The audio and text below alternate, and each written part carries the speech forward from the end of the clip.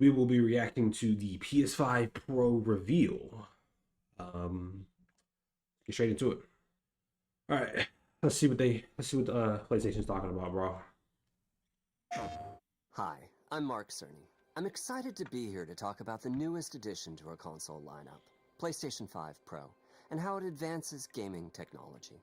But first, I want to take just a minute to look at what we put in the original PlayStation 5 and how it delivers an exceptional gaming experience. When PS5 debuted in 2020, it brought a lot to the table. 8 Zen 2 CPU cores form the brains of PlayStation 5 and enable high-speed complex gameplay, with character counts reaching into the hundreds and frame rates that can be as high as 120 frames a second. PS5 has a powerful RDNA 2 GPU, which can render anything from intricate details to fantastic worlds with vast panoramas to explore.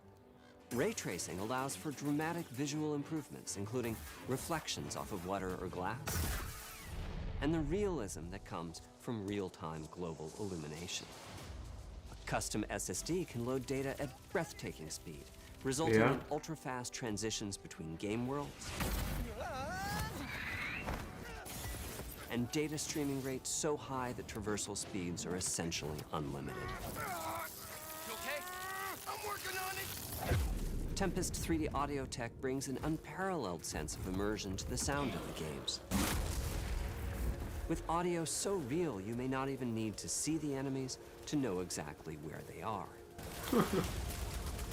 Finally, the DualSense controller has haptics that let you feel through your hands what your character is experiencing inside. I wish Xbox had that, but I think they're making that.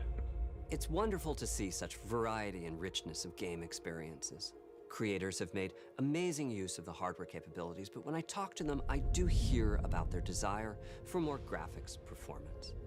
The dreams of the developers are bigger than can be supported at 60 frames per second, and that leads to an aspect of modern gaming that we're all familiar with: graphics modes. It can be a difficult choice for players. Not really. Fidelity modes emphasize the visuals, typically through higher resolution rendering. These modes might also have enhanced detail or use more ray tracing. But the games only run at 30 frames per second. The visuals can be choppier and the controls less responsive. Performance modes emphasize frame rate and interactivity, typically choosing to run at 60 frames per second, mainly by reducing the graphical detail until those frame rates can be achieved. When asked to decide on a mode, players are choosing performance about 3/4 of the time. Removing that decision, or at least narrowing that divide, is one of the key targets for PlayStation 5 Pro. We want to give players the graphics that the game creators aspire to, at the high frame rates that players typically prefer. To do that, PS5 Pro substantially improves over PlayStation 5 in 3 ways. Here's what we call the Big 3. First, we made the GPU much larger and increased the speed of the memory it uses. The result is rendering that's up to 45% faster.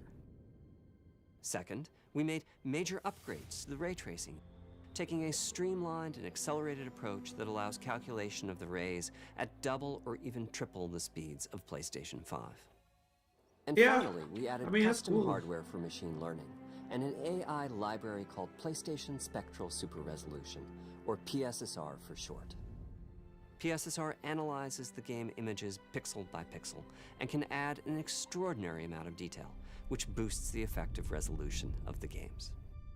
Game creators are adding PS5 Pro support to new and existing titles, and with the Big 3 involved, the results can be pretty amazing, with graphics showing something like fidelity levels of detail, but at double the frame rate. Here's The Last of Us Part 2 running on PS5 Pro. It has huge amounts of detail and targets a super smooth 60 frames per second. Let's compare this to the fidelity mode on PS5, which is only running at 30 frames per second and is therefore much choppier. I don't know if I'm stupid, but I really can't tell the difference between like the graphic overhaul that he was talking about. Performance frame rates has been achieved for a broad set of titles, including Marvel's Spider-Man 2 and Ratchet & Clank Rift Apart, we can see that PS5 Pro is close to doubling the power of PlayStation 5. Another way to compare the two consoles is to look at PS5 Pro versus Performance mode on PS5. Okay, both that's of which what. target 60 frames per second. What we see here is a difference in detail. PS5 Pro is much sharper and crisper than PS5. Yeah, I see it. For this, my favorite is the parade scene from Ratchet & Clank. Distant details are much clearer. And here, we can see Marvel's Spider-Man 2 is noticeably higher resolution throughout the scene, including the trees and procedural cars. Yeah, okay. I definitely see it now. So overall, some remarkable improvement to the games. On PS5 Pro, we can see increased sharpness to the graphics or smoother and more responsive gameplay. This is the big three showing their value. As you've been seeing, machine learning via the PSSR library is being used quite broadly to add pixel detail and boost frame rate. But there are as many approaches as there are game engines. The increase in raw GPU power is being especially effective for Horizon Forbidden West. Apart from the detail boost, that extra graphics power is allowing for improvements to lighting and visual effects, as well as to the hair and the skin in cinematics. Open up, guys. Jor's orders. But I feel like you wouldn't really notice the difference if you play like a Ray tracing high is finding great usage as fidelity. well, particularly when the games Like are if you play on like focused higher 4K frame all the rates. time. The faster hardware in PS5 Pro can make a real difference. I think the performance is Allowing what they're. Gran Turismo 7 to add ray-traced reflections between the cars in gameplay, while continuing to support their targeted 60 frames per second. That boost in ray tracing is also delivering big wins for Hogwarts Legacy, allowing not only for better reflections and a greater variety of reflective surfaces, but also for further realism in the casting of shadows. I hope you enjoyed this run-through of the technology behind PlayStation 5 Pro. Simply put, it's the most powerful console we've ever built, and a worthy addition to the PS5 family. Let me wrap this up by giving you a quick look at a number of games running on the new console. Let me see. I wanna see what they look like. Man, fuck all this fucking shit, dude. It looks the same. Don't let me hang it.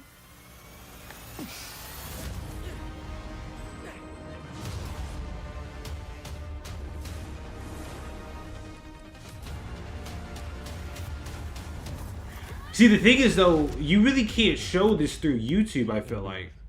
Because it's not really going to show you...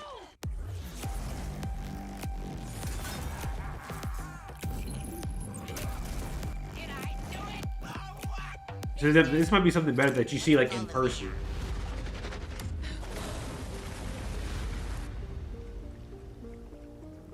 You know what I mean? Because I feel like it looks just the same. I'm not trying to be a hater. But I feel like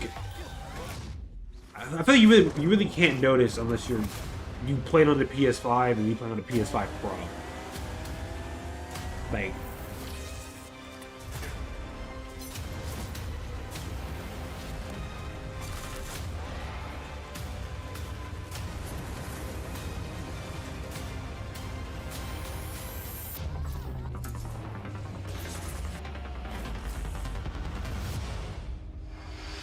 vertical stance. You want, nigga? Whoa! You want how much?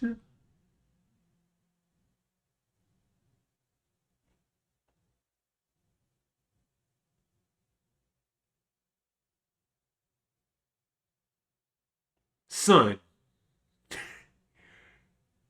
Which includes tax. You want $700 for this? I mean, I understand why, because if what they said is true about how much of a graphical overhaul it is, I mean, I'm not really much of like a big graphics guy. Like all I really care about is 60 FPS, 1080p, and then I'm good. Like I don't need 4K HDR, all that other shit. I don't need none of that.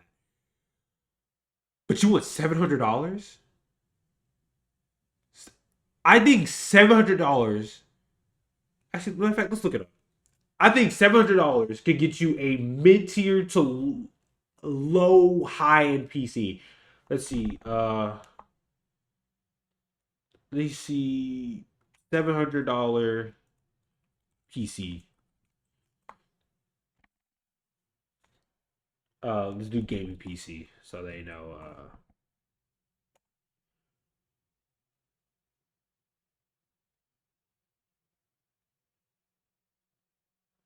I'm gonna maybe the guys who watch this who know all about is this one good? I mean, it's on sale for $750. But I think that's about how much you'd be paying for the PS5 Pro. Because I live in Texas. So let's do Texas sales tax. Here we go. 6.25%. And then what it was $6.99. So 699.99 times 0.0625 plus that plus 699.99. I'd be paying $743 for that when I can just get this.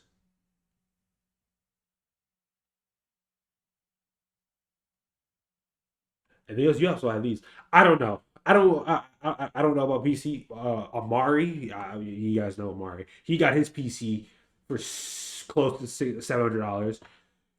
So with this price point of $700,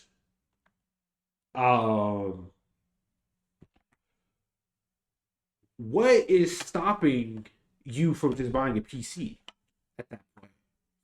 Because ultimately, I think that's where consoles going. I think all these consoles are just becoming mini PCs at this point, and there's just really, you know what I mean? But $700? I mean, in Texas, I'd be paying $743. I don't know how it is in California. We'll probably charge your ass even more.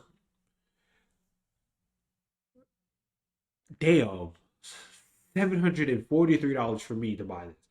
If I'm willing to put $700 to buy something, if I want to do that for gaming, if I'm willing to buy anything for $700 gaming wise, it'd probably be a PC. I don't have $700 just to fucking spend on a PC. And ultimately, I also think if you have the PS5 Slim, I don't think there's much of a need to upgrade to the PS5 Pro. Not yet, anyway. Ultimately, when games later in the PS5 life cycle, kind of like with the PS4 Pro, where it was like, okay, you needed the PS4 Pro to like get the better shit. Yeah, but as of right now, I don't think there's any reason to get a PS5 Pro. I think you only get that when it's on sale for right now. Later in the PS5 life cycle, when we're worried about the PS6 and the next Xbox console, then you would, probably think about buying it. But right now, hell no. No.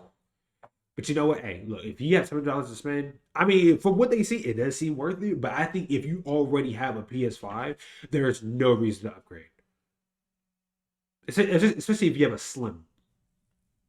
I think even the regular PS5 that dropped in 2020, there's no reason. I don't think there's any reason to buy it. Justin Diamond. Let me know what y'all think. Let's go. Like, comment, subscribe. See you in the next one. I'm in the whip with authority, looking like Sky She got a body, ayy. And she been calling me daddy lately. Want me to put her in Cartier's. And the bitch deserve it. Put in work for the money she earn it. Give me top every night lip service. Now I gotta block these hoes, she worth it. I'm out in Abu Dhabi with a bad bitch, look like Sky